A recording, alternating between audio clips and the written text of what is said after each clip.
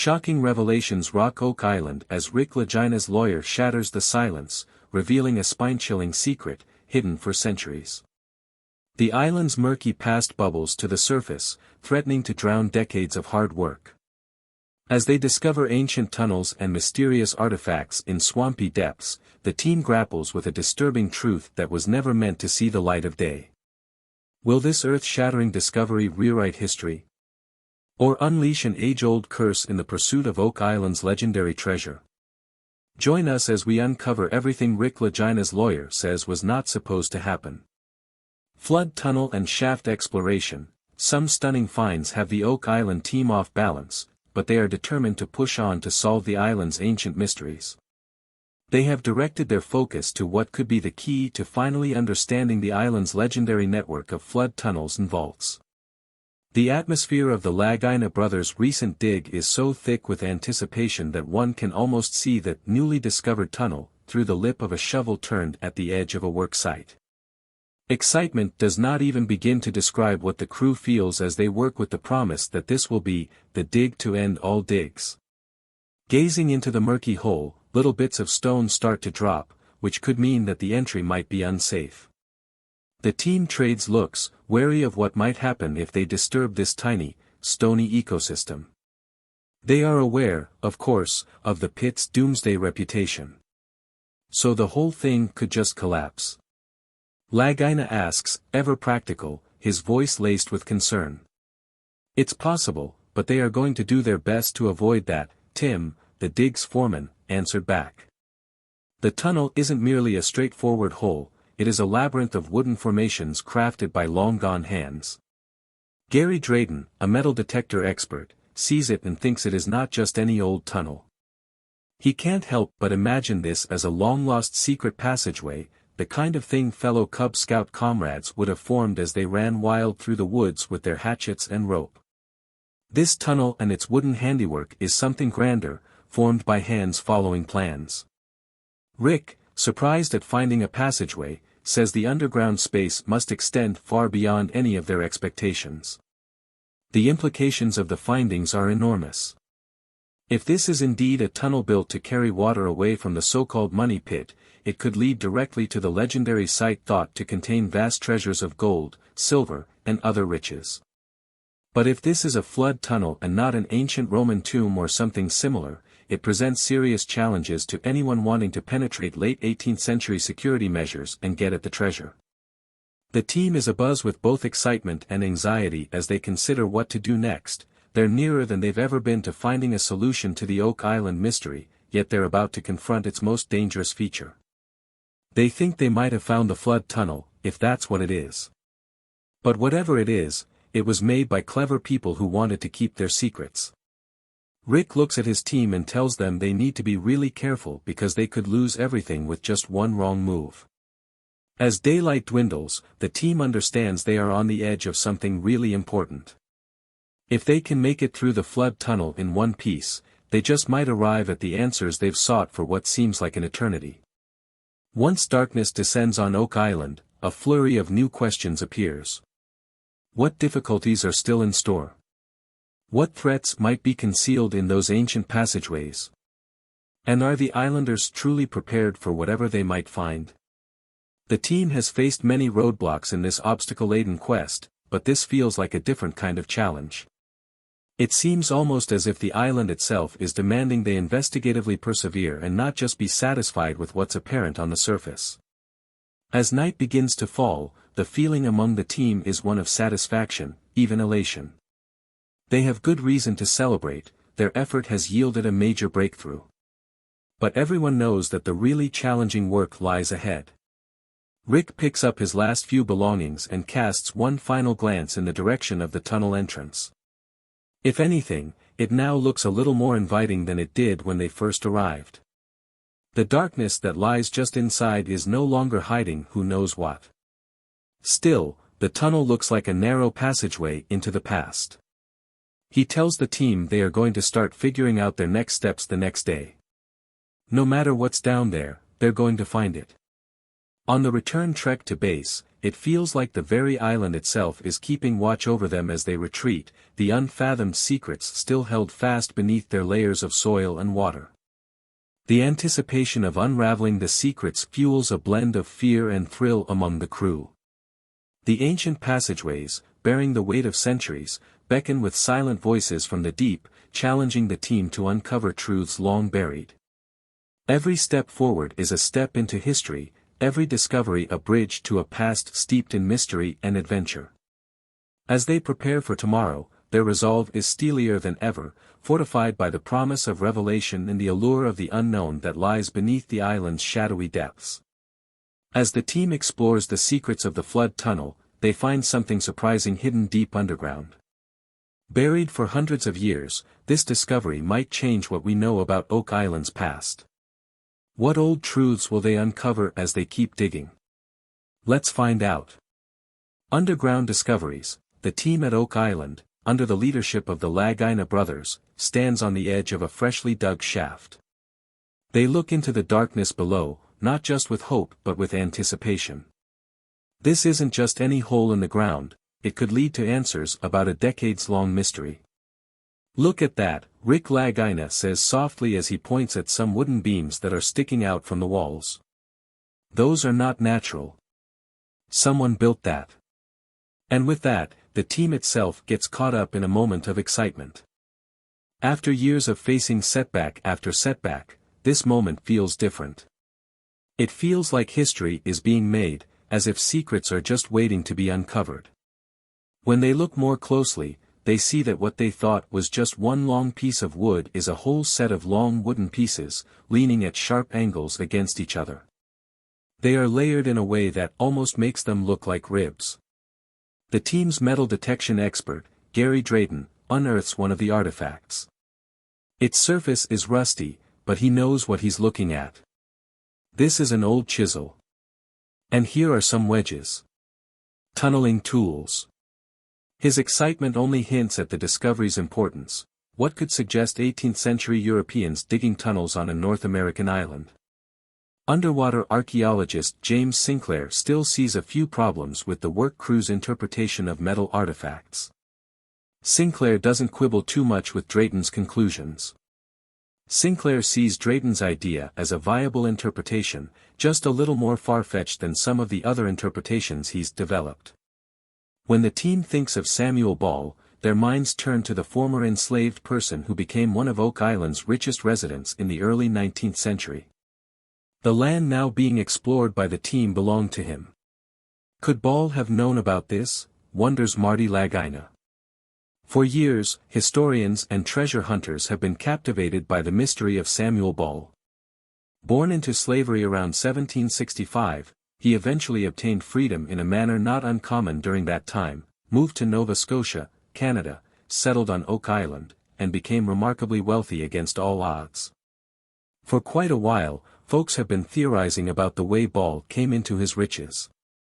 Some are convinced he stumbled across some buried bounty, while others suspect he wasn't too picky about how he made his living.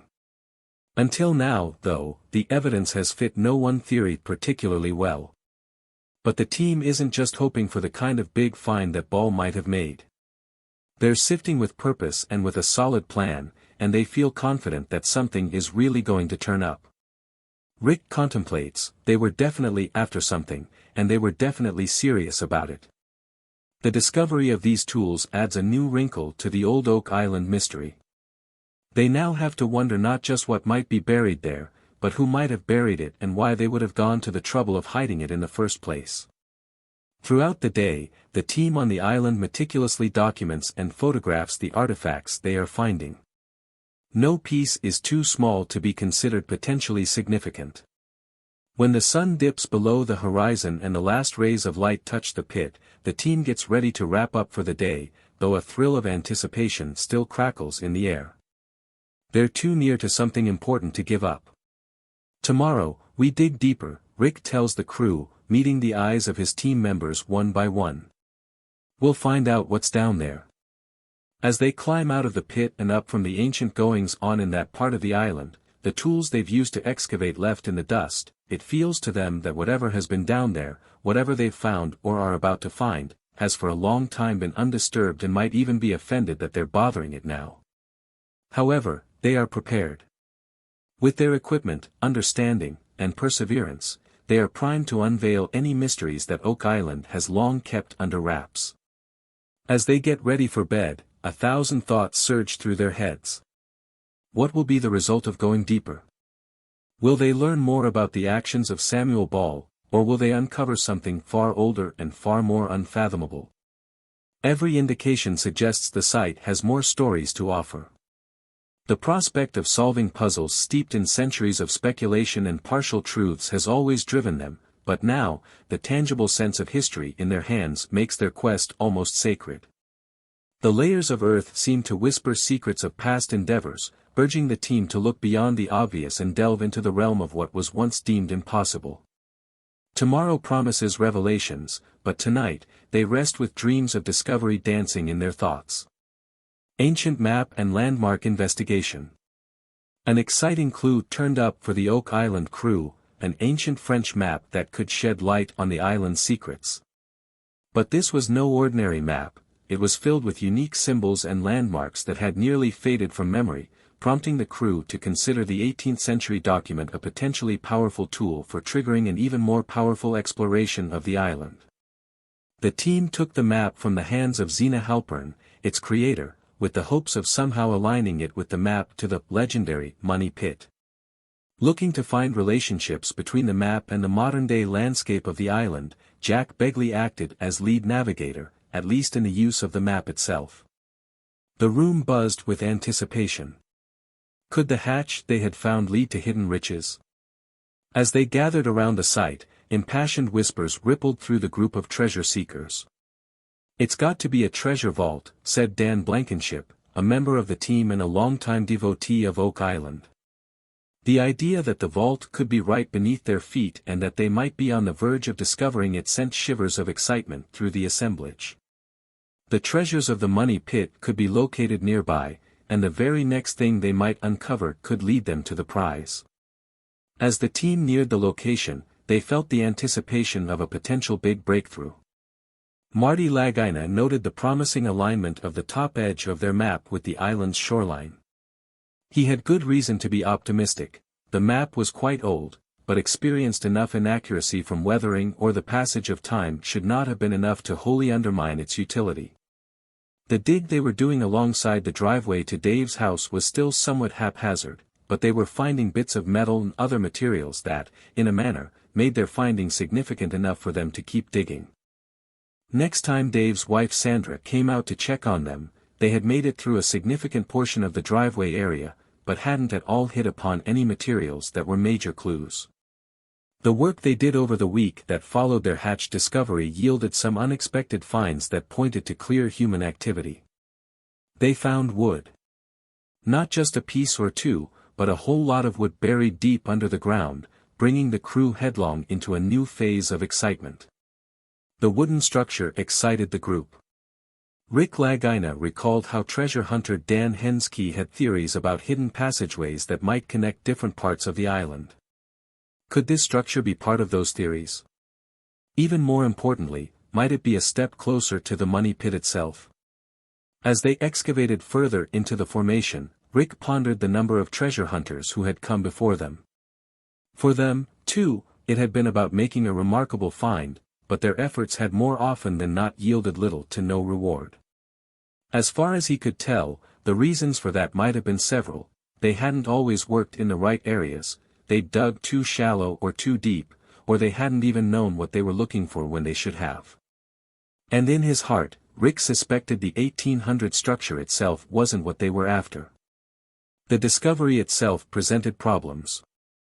The island had seen countless digging operations over the centuries, which disturbed the ground and complicated things for even the most experienced treasure hunters. The Oak Island crew knew they had to tread carefully. The wooden structure could either be part of an old searcher's shaft or something completely new. While they continued to excavate, the team found some unexpected, yet seemingly unhelpful findings, a large amount of hay buried right next to the structure. What was hay doing in such a serious treasure spot? Theories started to circulate. Some thought it might have been used to hold a part of the shaft together, while others figured it was a marker for future explorers. Rick's insistence on recording every little detail was probably not the most exciting message to impart.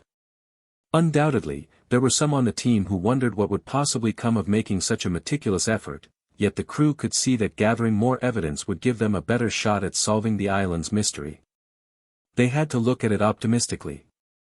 What they had found so far, a wooden structure and some hay, could very well be the thing that led them to a solution. By the time they wrapped up the day's investigation, there was no doubt among the crew that they had seriously advanced the case. They had discovered what looked like the remnants of some sort of searcher's shaft from way back in the 1800s, a design that meshed almost perfectly with the Oak Island function of bell-bottoming, essentially, a big old hole with an extension tube. Finding the tunnel brought the team one step closer to locating the money pit. It also raised even more questions like, what is this thing, and, is it even related to the treasure we're digging for? Their hunch was that it had something to do with the ancient treasure rum runners deposited on the island, but as with everything else they were uncovering, proof or even a plausible theory was elusive. Their exploration had pierced through layers of history, revealing not just artifacts but stories of past lives intertwined with the land. Each clue, each finding, added a new chapter to the saga of Oak Island, blending legend with tangible reality. As they prepared for another day of digging, the mystery only deepened, beckoning them to uncover more, pushing them to question not just the nature of the treasure, but the very essence of the hunt itself. After finding a mysterious tunnel, the team felt they were getting closer to uncovering hidden secrets. Excited, they went back to Oak Island's swamp, hoping to find more clues. What would the swamp show them next? Swamp explorations. Oak Island swamp has always been enigmatic, its murky waters sheltering who knows what. After making good headway on the tunnel, Rick Lagina and Gary Drayton were eager to brave this baffling part of the island, a real puzzle even for seasoned treasure hunters. The swamp's past wasn't any clearer than its present. What was this place? Was it somehow part of the mystery that could lead them to the elusive metal? Although the swamp was often flooded, this time, the conditions were different. Gary was excited, saying he had never had an opportunity to explore this part of the swamp before because of the water. With levels finally going down, they had a rare chance to see what was underneath. They worked their way slowly around the edge of the swamp, swinging their metal detector in front of them and hoping to stumble upon something really important. As they waded through the mud and reeds, the atmosphere was thick with anticipation. Suddenly, Gary's metal detector emitted a tone, sharp and quick, signaling an anomaly near the water's edge. Was this it? Was this what they had come for? Rick grabbed the shovel and began to dig. A small ring emerged from the muck. At first, it didn't look like much, a piece of jewelry, perhaps, but both Rick and Gary understood that anything found in this swamp had the potential to be something more, to be something important. While Rick scrutinized the ring, he couldn't help but contemplate its worth. This, he stated, could be very significant. He speculated that it might have some linkage to the large stone edifice they had unearthed early in the investigation. That possibility alone prompted him to take a closer look at the artifact and consider its potential history. He also wondered whether it might have any association with the personnel involved in the Oak Island mystery, from way back to the original search in the early 1800s right up to the present day. He examined the ring's design and the materials from which it was made, hoping to derive some potentially clue-like information about the nature of the ring, its function, and who might have worn it. Locating the ring gave us more questions than answers. Who had possessed it? What was its backstory? If it helped the team connect the swamp to the money pit, it wasn't readily apparent. One thing was certain, the swamp was more than an ordinary natural formation, it had to be part of some larger enterprise. Rick was back in the bayou a few days later, this time with geoscientist Dr. Ian Spooner, determined to pursue the solution to their collective conundrum. Was it a submarine temple, or was it something else? They drained more water, uncovering a large portion of the stone formation. As they looked over the stones, Dr. Spooner noted that a natural formation couldn't account for the unusual geometry of the structure. Neither could the stones be a false positive, something that just looked like a path or an altar under scrutiny but would otherwise not stand up to close inspection. Spooner stated that if the stones had been moved by glaciers or other natural processes, they would not be laid out flat, one beside the other. They would be scattered, which would make a lot more sense if we were to view the swamp as a natural feature rather than a human-dominated space. But what human-dominated space is going to allow flat stones laid out side by side? During the ongoing investigation, another intriguing detail emerged. Dr. Spooner observed a stratum of stone that had been laid above the natural sediment that glaciers left behind. This layer appeared to be placed with intention, leading Dr. Spooner to conclude that it marked human efforts to alter the landscape long ago. The stone surface was relatively flat and could have served as a basic road or platform. But what would ancient humans have used it for? Rick and Ian started to entertain a very audacious thought: could this paved spot have been a dock or pier for ships long ago? The stones seemed to lead toward the deepest part of the swamp, which would have been a much better place for a dock than any of the other areas we've considered. And yes, unloading ships by hand requires a deep, calm area with some time to work with. The notion that the swamp was once a bustling harbor transformed the team's understanding of Oak Island. They came to see the island not as an isolated backwater but as a potential key player in maritime trade or even smuggling. What if the swamp had been intentionally flooded to cover up evidence of some truly significant activity? Rick liked to speculate about that and what it could mean, and he was hardly alone in picturing a sunken ship teeming with treasure somewhere under the waterlogged core of the island. Unearthing the cobbled stones and the ring added even more enigma to the situation. Once thought to be a barrier, the swamp seemed now to be offering up clues that could completely alter the story. It felt with each new discovery that the island was almost inviting the team to continue digging. The swamp transitioned in the minds of the scientists from a stubborn problem to a potential path, taking them inexorably toward the resolution of their mystery. Rick and the team knew quite well that each answer they unearthed led to additional queries. Who had carved the stone edifice? To what end? And could the marsh conceal yet other treasure hiding places? Rather than discourage them, this apparent tightrope of progress energized the team. What other secrets could the swamp at Oak Island be hiding? This could be the very thing that unlocks the ancient riddle. After finishing their search in the mysterious swamp, the team turned to Smith's Cove, a spot known for possibly hiding old secrets. Will they find Oak Island's famous treasure, or will the island's curse stop them? Smith's Cove search and potential treasure. The exploration at Smith's Cove has always been filled with promise and tension. Nestled along the southeastern shore of Oak Island, this area has been a hotbed of treasure hunting activity for centuries. Smith's Cove is not just a place where stories of treasure hunters echo through time, it's also a critical site tied to the legendary Money Pit. Some claim that untold wealth lies hidden beneath its waters, waiting to be found. The team focused on a location steeped in history, with many rumors suggesting it held hidden secrets. But in their efforts, they found no real story yet. Gary Drayton, the expert in the use of metal detectors and the team's secret weapon, said he felt the energy in the air was electric. Every beep from his detector seemed to promise something in the way of revelation. Besides Drayton stood Rick Lagina, the team leader, and his nephew, Peter Fornetti. They were every bit as involved as Drayton and just as hopeful.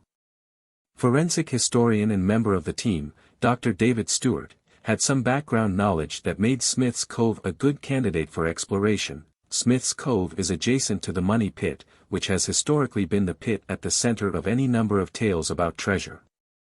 Not long ago, the team from the Curse of Oak Island had been utilizing the latest must-have gadgets of the 21st century, broadcasting on CBS, no less, in an attempt to pry Smith's Cove's closely held secrets from their grasp. First, they employed a ground-penetrating radar, or GPR, a high-tech tool used by scientists, archaeologists, and engineers to look below the surface. It's usually very good at locating large objects or voids in the ground. Then they tried something called a three-dimensional laser scanner, another expensive, high-tech piece of equipment that was really an overgrown, handheld version of the kind of thing one would use in a production facility to make three-dimensional images. But mostly, they plodded along, boots in the mud, working the tools that a joined-up local community might have used, in a cartoon. A small object started to show itself from the cove bottom as they dug. It was dark and worn from years spent in the cold water. Gary washed it off in the cove. What had emerged was a piece of metal, heavy and dark, with an appearance nearly that of iron. As he turned it over, a faint glimmer of silver caught his eye. Could this be silver? The expressions on the faces of the crew around him were a mix of wonder and eagerness. They all wanted to see the object up close and to know what it was. Excitement overcame Gary. After years spent studying ancient Spanish treasure coins and long-forgotten artifacts, he was now on the brink of examining something he considered truly significant. Could this metal piece, with its mysterious deep hole, be part of a bigger puzzle? Might it be linked in any way to the 700-year-old cross that was found at Smith's Cove 2 years ago? From experience, it is believed that the piece was 300 to 400 years old. And the patina, a layer of seabed oxidation, matched the oxidation seen on genuine silver offerings. Rick Lagina, who is always careful, inspected the artifact as closely as one could expect. Dubbed a superb specimen by him, the find had truly astonished the whole team. Each member knew they needed to have an expert render a judgment on it to really grasp what it was and what it meant. However, at the moment, they could only hope their find was part of something much larger and more important than itself, a treasure buried beneath Oak Island. Gary felt he really couldn't just lounge about and wait. He had a strong need to clean the metal item more thoroughly, and he was hoping for some markings or designs to appear that might give a clue to its origin. The more we talked about it, the more mysterious it seemed. Could this be the thing that might finally lead to the revelation of the secrets of Oak Island?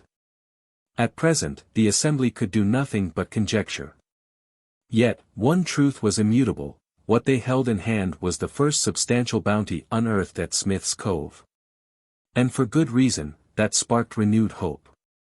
This find, not so much from the main money pit but close by, suggested that there might be more treasures packed away in the vicinity, perhaps even the famed riches that had eluded so many treasure hunters over the years. As they stood at the brink of Smith's Cove, the weight of their discovery pressed down upon them. Could this be the moment that turned the hunt for the treasure that was supposed to be under Oak Island? Or was it just another scrap that made up the unfathomable puzzle that was Oak Island? They had no way of knowing, of course, but it seemed like a pretty decent nugget. Could this tiny sliver of silver hold the secret to the legendary money pit? What other secrets might it keep? What other secrets might be lying in wait on Oak Island? Thanks for watching. If you enjoyed this video, please hit the like button, leave nice comments, and don't forget to subscribe for more interesting content. Check out another interesting video by clicking on the video appearing on your screen right now.